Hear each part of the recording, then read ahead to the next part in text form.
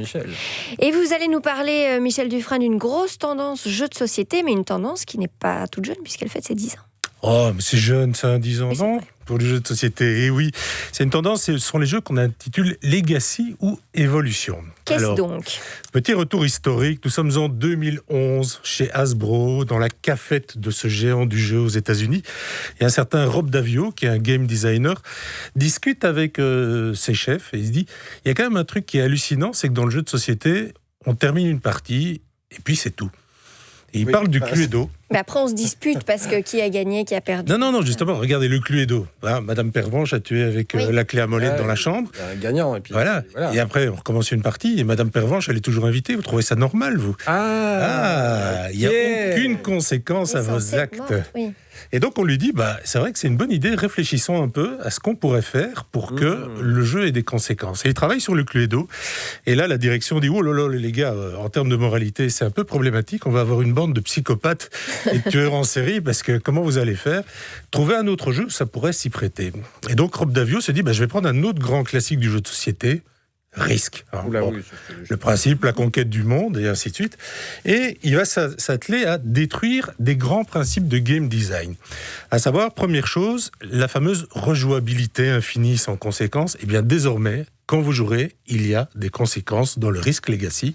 Si vous gagnez votre partie en balançant une bombe atomique sur la France, vous mettez un sticker sur votre plateau de jeu, zone contaminée, et plus jamais vous ne pourrez jouer en France.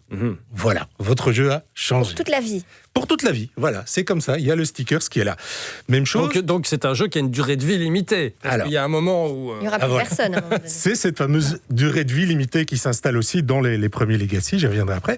Deuxième élément, généralement quand vous avez acheté un jeu, vous savez précisément ce qu'il y a dans la boîte. Il y a le matériel qui est listé. Eh bien ici, la règle c'est non, puisque dans la boîte, vous avez des enveloppes scellées, vous avez des cartons scellés, vous ne pourrez les ouvrir qu'à certains moments si vous gagnez X parties et ce genre de choses. Troisième règle qui est battu en brèche, c'est le créateur du jeu connaît tout du jeu et donne tout à son joueur. Eh bien ici, ce n'est pas le cas, puisque en fonction de vos choix, vous aurez accès à certaines nouvelles règles, mais pas d'autres. Donc chacun va créer son jeu au fil des parties et en fonction de ce qu'il aura joué. Donc si on perd des pièces, parce que ça arrive aussi, c'est pas forcément grave. Pire que ça, c'est que par exemple, dans le Legacy, il y a une carte événement assassinat politique, vous la jouez, elle est unique, vous la déchirez. Il n'y a plus. C'est pas très écolo tout ça. Voilà. Donc, et alors ça, c'est évidemment toutes les critiques qu'il va y avoir, mais ils ont tenté ça il y a 11 ans et ça a pris. Ça a pris, et ce qui est très intéressant aussi, c'est de constater que sur les réseaux sociaux, les joueurs qui jouent à des jeux Legacy ne communiquent pas sur ce qu'ils font. Par contre, il y a une tendance aux États-Unis, c'est une fois que vous avez terminé vos parties, c'est de faire encadrer votre jeu pour montrer ce que vous avez fait. Dites question. Oui. Il me semble qu'il y a un problème dans cette histoire. Quand on joue à plusieurs... on commence une partie, puis le jeu a évolué, tel carnet les coupes peuvent se séparer.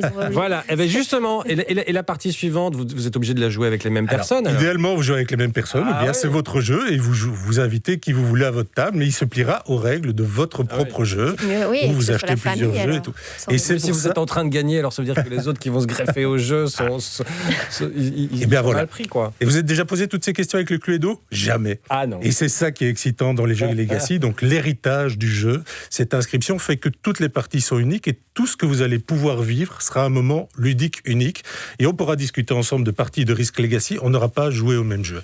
Alors le standard va être posé en 2015, de nouveau par Rob Daviau avec la série des Pandemic Legacy. Là, vous savez que vous jouerez 12 parties, puisque c'est 12 mois pour éradiquer une pandémie. Voilà. On voit bien, là. Là, on voit mieux. On voit vraiment bien maintenant. Et l'évolution, c'est en 2018 avec Annick Lobet et son Zombie Kids Evolution, un jeu qui cartonne chez les plus jeunes et leurs parents, puisque elle part du principe qu'on arrête de détruire du matériel, on garde cette dimension héritage.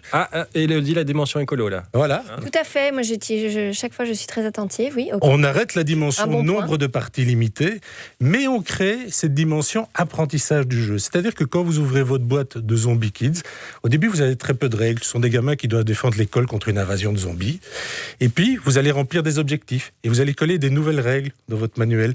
Vous allez ouvrir des petites enveloppes. L'effet Kinder Surprise, ça cartonne. Et voilà. Et là, on touche à un nouvel élément que Rob Daviau a posé au moment du Legacy, c'est-à-dire un créateur de jeu peut mentir aux joueurs. C'est-à-dire que vous allez être dans une routine de jeu à un moment, et puis une enveloppe va changer les règles, va changer l'usage d'un personnage. Vendredi, je jouais avec mon plus jeune, on a ouvert une enveloppe, il a hurlé en disant « Ils ne peuvent pas me faire ça !» Non. Eh bien oui, ils peuvent. Et c'est une nouvelle façon de jouer. Et c'est pour ça aujourd'hui que Zombie Kids, par exemple, a cartonné. Je pense qu'il doit être dans les top 5 de tous les revendeurs de jeux sur l'année 2020. Zombie Kids, c'est la suite qui commence déjà à cartonner. Les jeux Legacy, pour les plus gros joueurs du type Pandémique et autres, cartonnent aussi, parce que ce sont des expériences ludiques très personnelles, très différentes, et qui créent des émotions qui sont très très différentes des autres jeux. Voilà, et on a besoin d'émotions aussi. Michel Dufrane, merci beaucoup. Merci aussi Olivier